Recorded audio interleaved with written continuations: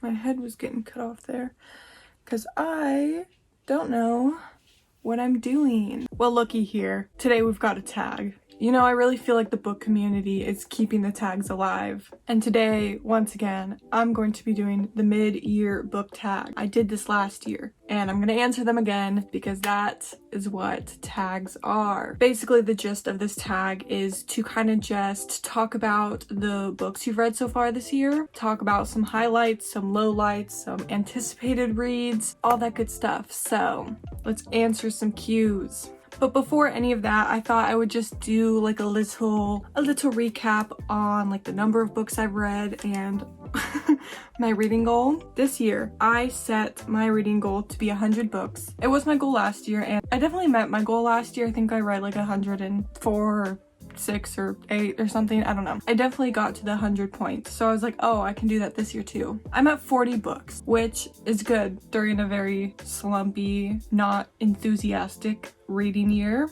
But you know, my nice little Goodreads challenge says, oh yeah, that's great, but you're 11 books behind schedule. So I have about 6 months to read 60 books. We'll see, but it's fine. You know, the Goodreads goal is just for fun. I don't really care. Anyway, I just wanted to just share that. I also just realized that I forgot to put on lipstick. Be right back. Oh, that's a bit better, isn't it? Okay, question number 1. Starting off strong. What is the best book that you've read so far this year? It was kind of hard to choose, kind of easy, not because I had so many options. In fact, quite the opposite. I had very little options. If you've been keeping up with my reading wrap-ups this year, they haven't been great. As in, like, I haven't been reading a ton of just like really amazing books. Very little 5-star books this year. I think the one that stood out to me the most, Happy Place by Emily Henry, which I didn't think was going to be my favorite book of the year so far, but it is. But this is one of the only books that I read physically, that I annotated, that I highlighted, that I read quickly. I cried, I laughed, I felt so many things. So it has to be this. Next question is best sequel you've read so far this year. And I was looking through my books trying to figure out what sequels I've actually read. And I've only read one like direct sequel and then a couple of like companion sequels. The Housemaid's Secret by Frida McFadden. This is the sequel to The Housemaid, which I really love this book and I liked this one too. So I guess it's my favorite by default. But if it's like a companion novel sequel, I guess I could go for Practice Makes Perfect by Sarah Adams. I just read this like last week and I loved it. I talked about it in my June wrap up. If you do want to hear all my thoughts on it, I talk about it there. Next question is new release you want to read. And there are so many, but the one that I have in mind is actually Love Theoretically by Ali Hazelwood.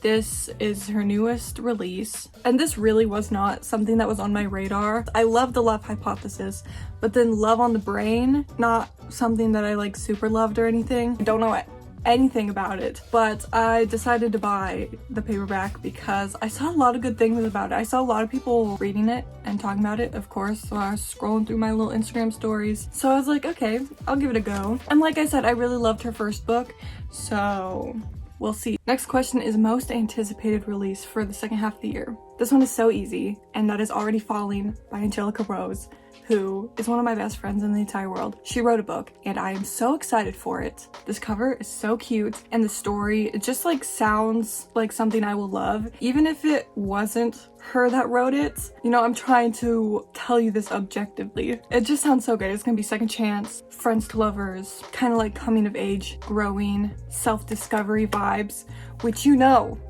those are all things that I love. She's just worked so hard on it and I cannot wait to read it. I'm genuinely so excited and so proud of her. No one tell her I said that. I will leave a link below to add it on Goodreads. I can't wait. And I feel like a lot of you will like this too. Question number 5 is biggest disappointment. And I think that has to be, I still have it, The Heart Principle by Helen Huang. I just didn't really like this book. The first 2 books in the series were pretty good. I really liked the first one, which I read in 2019. So it had been a while. And then the second one, I thought it was good. And then I got to this one and I was just so bored. It was very character focused, which is usually something I like, but something about it I just could not connect to, I could not get into, and I was just really sad because I heard really good things about this. It just didn't do it for me. I give it 2 stars, but it is what it is.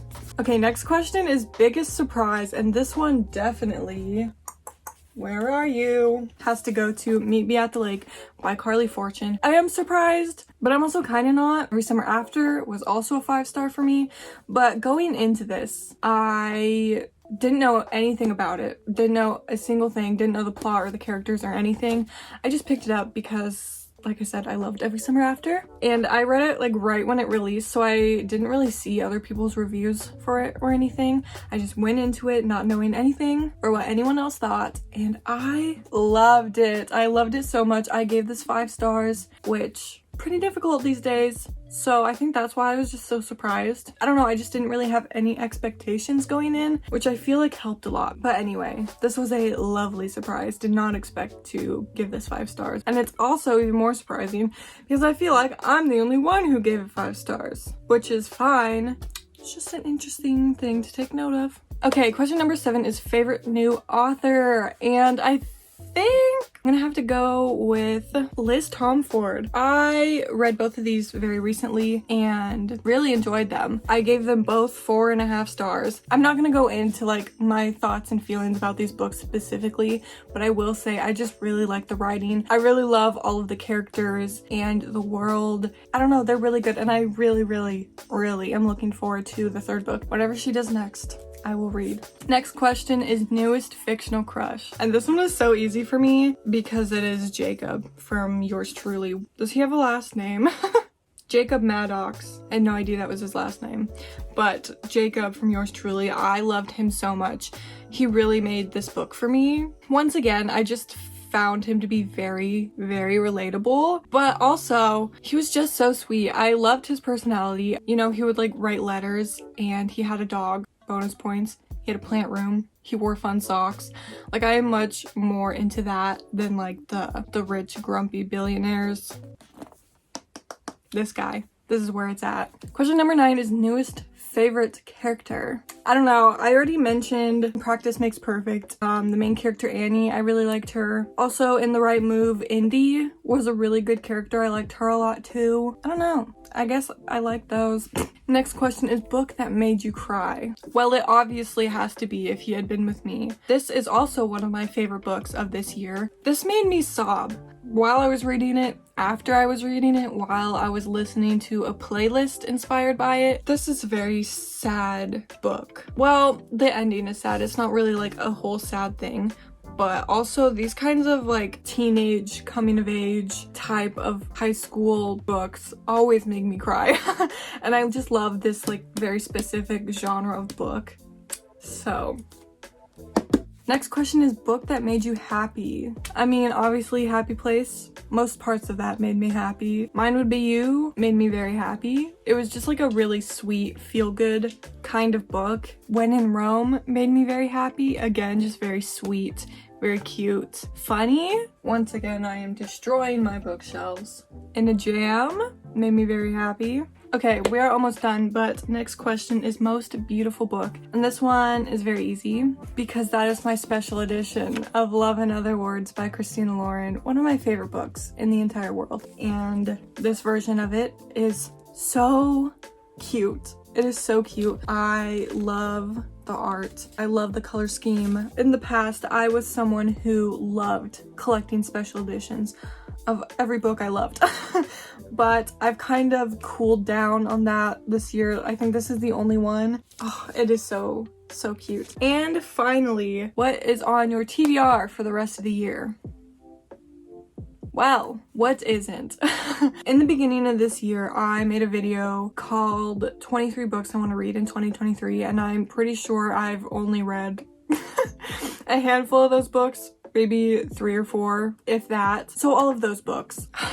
I feel like I answered this last year, but The Bad Reputation Duet by Kristen Becker Ritchie, it's really calling to me right now. I keep on pushing it off. I keep waiting to read it, and I just haven't yet. It's been well over a year since I finished the Addicted series. I don't know. I still really need to read Bad Rep Duet and then read the Like Us series. I'm pretty sure that was one of my responses last year. I also did a summer TBR that is a lot more recent that has books that I really want to get to.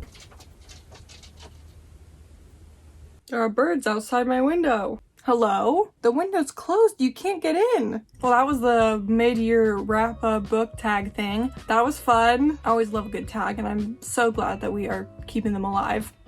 You know the deal as usual. Thanks so much for watching. Hope you enjoyed. See you next time. Goodbye.